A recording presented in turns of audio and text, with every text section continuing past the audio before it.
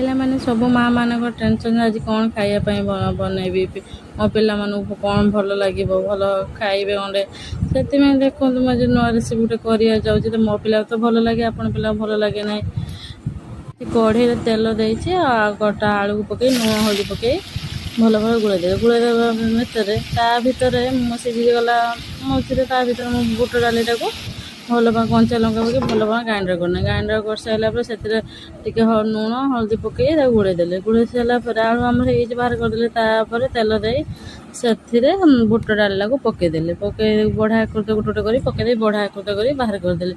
ବାହାର କରିସାରିଲା ପରେ ସେଥିରେ କିଛି ତେଲ ଦେଇ ଅଦା ଛେଚା ଟମାଟୋ ପକାଇ ଭଲ ଲୁଣ ହଳଦୀ ଆଉ ଟିକେ ପାଣି ଦେଇ ଭଲ ଭାବରେ କଷିଦେଲି। ସେଥିରେ ଭଲ କାଶ୍ମୀର ଲଙ୍କାଗୁଣ୍ଡ ଜିରା ଆଉ ଲଙ୍କାଗୁଣ୍ଡ ଘରେ ପକେଇ ଦେଇ ସାରିଲା ପରେ ଭଲ ଭାବରେ କଷିଦେଲି।